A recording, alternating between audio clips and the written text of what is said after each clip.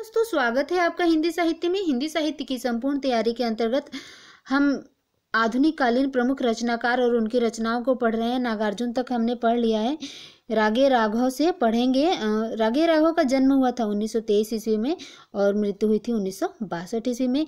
इनकी प्रथम रचना है अजेय खंडहर 1944 में, मेधावी 1947 में, पांचाली 1955 में और राह का दीपक, पिघलते हुए पत्थर। तो दोस्तों इनकी रचनाएं पूछी जाती हैं। आप देखिए यहाँ पे अजेय खंडहर। रागे राघव का कहना है कि वे लोग जो खंडहर से आते हैं, झोपड़ियों से आते हैं, वे मेधावी होते हैं। और कितने मेधावी होते हैं दोस्तों? क्योंकि वो मूल्य जानते हैं दोस्तों कि कैसे एक एक पग पर स्ट्रगल करके आगे बढ़ा जाता है। तो उनका कहना है कि खंडहर से जो झोपड़ी झुग्गी झोपड़ियों में रहते हैं वे लोग मेधावी होते हैं। मेधावी क्यों होते हैं कि पान चोला, जो चोला पहनते हैं, पांचाली को हम पान चोला समझेंगे, जो चोला पहनते हैं दोस्तों वो काफ़ी कम दाम का रहता है और उनको चोले से कोई मतलब नहीं रहता। वो सिर्फ अपने काम की तरफ ध्यान देते हैं और लोगों के लिए राह का दीपक के समान बन जाते हैं। दुनिया को एक नई राह दिखा जाते हैं कि खंडहर में रहने के बावजूद भी, खंडहर में जन्म लेने के बावजूद भी राह का दीपक बना जा सकता है। दुनिया के लिए एक नया मिसाल बना जा सकता है। नेक्स्ट रचनाकार है दोस्तों शिवमंगल सिंह सुमन। इनका जन्म हुआ था 1915 में, मृत्यु हुई 2002 में। तो दोस्तों इनकी प्रथम रचना है हिलोल। हिलोल से मिलता जुलता एक और रचना है दोस्तों हिंडोला, जगन्नाथ दास रत्नाकर का। तो आप भूलिएगा नहीं, हिलोल ये शिवमंगल सिंह सुमन का है। पर आंखें नहीं भरी, मिट्टी की बारात बहुत महत्वपूर्ण है दोस्तों, कई बार पूछा जा चुका है। एशिया जाग उठा, ये भी महत्वपूर्ण है। जल रहे हैं दीप, जलती है जवानी, प्रलय और सृजन, ये भी पूछा जाता है। तो इनकी सारी रचनाओं को आप देख लीजिए। नेक्स्ट रचनाकार है दोस्तों त्रिलोचन शास्त्री।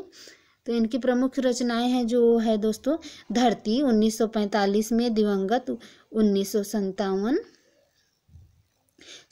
शब्द भी पूछा गया है दोस्तों 1980। ताप के तापे हुए दिन 1980।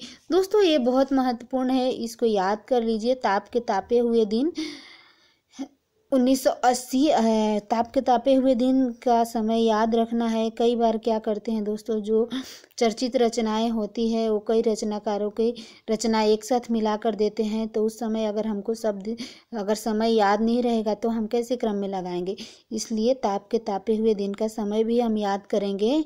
एक बार ताप के तापे हुए दिन, ताप के ताये हुए दिन दोस्तों कैसे हो गया, बहुत तपित हो गई पृथ्वी, क्योंकि उसका इमेजिन कीजिए कि उसका जो टेम्परेचर है, तापमान है, वो 80 डिग्री सेंटीग्रेड हो गया।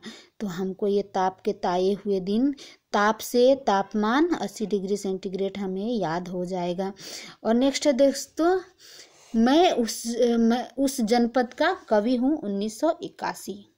ये भी बहुत इम्पोर्टेंट है दोस्तों, सन के साथ याद रखिए ताकि कोई भी हमारा प्रश्न गलत ना हो। उस जनपद का कवि हूँ 1981। गुलाब और बुलबुल 1985। फूल नाम है एक 1985। नेक्स्ट रचनाकार है दोस्तों बहुत इंपॉर्टेंट है सच्चिदानंद हीरानंद बादशाहन आगे। तो जन्म हुआ 1911 में, मृत्यु हुई 1987 में। तो आप बताइए 1911 में और कौन कौन से रचनाकार का जन्म हुआ? तो कौन कौन से रचनाकार का जन्म हुआ? केदारनाथ अग्रवाल, वो है आगे, और शमशेर बहादुर सिंह। याद रखिएगा दोस्तों। तो आइए देखते हैं हम। इनकी प्रथम रचना है भग्नदूत, बार बार पूछी जाती है दोस्तों। और 33 की रचना है, इसको याद रखना है। चिंता 1942, इतलयम 1946, हरी घास पर क्षण भर 1949, बाबरा हेरी 1954, इंद्रधनुष रौदे हुए 1957, अरियो करुणा प्रभामय 1959, आंगन के पार द्वार 1961। दोस्तों इसको याद रखिएगा। जो इनकी असाध्य बीड़ा नामक एक कविता है वो आंगन के पार द्वार में संकलित है, उसको याद रखना है। ये बात पूछी जाती है। पूर्वा 1965, सुनहले सवाल ये भी पूछा गया है 1966।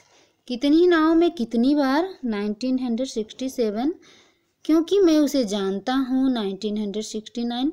सागर मुद्रा 1970। पहले मैं सन्नाटा बुनता हूँ 1973। महावृक्ष के नीचे 1977। नदी की बाग छाया 1981। ऐसा कोई घर आपने देखा है 1986। तो दोस्तों ये सारी रचनाएं जो आगे की है सारी की सारी पूछी जाती है। अब सारी को आप क्रम से याद कर लीजिए डेट के साथ। नेक्स्ट रचनाकार है दोस्तों गजानन माधव मुक्ति बोध। इनकी रचनाओं को देखिए दोस्तों, यहाँ पे है चांद का मुंह टेढ़ा 1964 और भूरी भूरी खाक धूल 1980। इनकी 2 रचनाएं हैं। तो सभी को पता है दोस्तों चांद का मुंह टेढ़ा है। चांद टेढ़ा मेढ़ा कभी गोल दिखाई देता है और कभी टेढ़ा दिखाई देता है। और भूरी भूरी खाक धूल उसमें दाग भी ऐसा लगता है कि चांद ने धूल लगा रखी है, इसके वजह से वो भूरी भूरी भूरे रंग का दिखाई देता है। तो हमको दोनों रचनाएं याद हो जाएगी। नेक्स्ट रचनाकार है दोस्तों गिरिराज कुमार माथुर। इनकी रचनाओं को देखते हैं।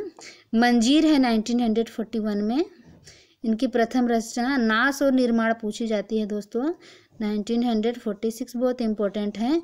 धूप के धान ये भी पूछा गया है दोस्तों 1956 में। तो आपको याद होगा 1956 में कौन कौन से मैंने उपन्यासों को बताया था 1956 में। एक तो है उखड़े हुए लोग राजेंद्र यादव का, दूसरा है सागर लहरें और मनुष्य उदय शंकर भट्ट का। तो आपको याद होगा दोस्तों। नेक्स्ट देखिए शीला पंख चमकीले 1961 और जो बंध नहीं सका 1968। छाया मत छूना 1978। जन्म कैद रेडियो काव्य नाटक है ये याद रखिएगा। जन्म कैद इनका रेडियो काव्य नाटक है। और इनकी लास्ट रचना है, अंतिम रचना है मुझे और कभी कहना है 1991। तो दोस्तों ये इतने सारी रचनाएं गिरिराज कुमार माथुर की इम्पोर्टेंट थी। सॉरी दोस्तों, हाँ गिरिराज कुमार माथुर की जो इतनी सारी रचनाएं इम्पोर्टेंट थी आप देख लीजिए। नेक्स्ट रचनाकार है दोस्तों शमशेर बहादुर सिंह। ये दूसरे तार सप्तक के कवि हैं दोस्तों। मैंने इनको कैसे याद कराया था कि ये दूसरे तार सप्तक के कवि कैसे हो गए। शमशेर, यहाँ पे शेर लगा है, सम के जो पीछे वाला शमशेर जो शब्द है उसमें शेर लगा है और यहाँ भी सिंह लगा है। तो इनके नाम में 2 खूंखार जानवर हो गए। तो ये क्या हो गए दूसरे तार सप्तक के कवि। तो इसे हमने याद किया था। दूसरे तार सप्तक तो देखिए दोस्तों क्या है, दूसरे सप्तक में संकलित 21 कविताएं हैं। कुछ कविताएं 1959 ये पूछी जाती है दोस्तों। कुछ कविताएं किसकी है? तो ये शमशेर बहादुर की है और समय क्या है 1959। कुछ और कविताएं 1961 चुका भी हूँ नहीं मैं 1975। इतने पास अपने 1980। उदिता 1980। अभिव्यक्ति का संघर्ष 1980। बात बोलोगी 1981। इतने पास अपने 1985। ये बहुत इम्पोर्टेंट है दोस्तों। काल तुझसे होड़ मेरी 1988। टूटी हुई बिखरी हुई 1990। कहीं बहुत दूर से सुन रहा हूँ 1995। सुकून की तलाश में 1998। दोस्तों इनकी सारी रचनाओं को देखिएगा, बहुत महत्वपूर्ण है और पूछी जाती है। नेक्स्ट रचनाकार है दोस्तों कुंवर नारायण। तो देखिए दोस्तों इनको ये कौन से तार सप्तक के कवि हैं, कौन से सप्तक के कवि बताइए।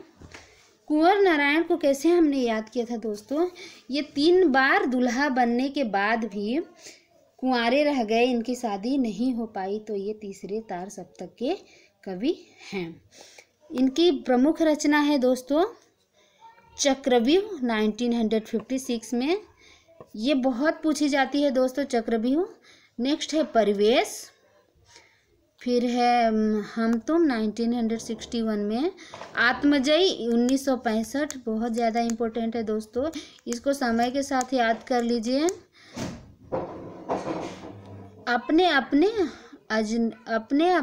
सॉरी दोस्तों, अपने सामने 1979, कोई दूसरा नहीं 1993, इन दिनों 2002, न सीमाएं न दूरियां, ये अनुदित है 2017 की, तो आप उसको याद रखिएगा दोस्तों। आशा है मेरी वीडियो आपके लिए लाभप्रद साबित हो रही होगी। आप मेरी वीडियो को लाइक कीजिए और हिंदी साहित्य अकादमी को देखते रहिए, हिंदी साहित्य की सारी रचनाओं को याद करने के लिए। मेरी वीडियो अपने दोस्तों के साथ शेयर कीजिए। थैंक यू दोस्तों मेरी वीडियो को देखने के लिए।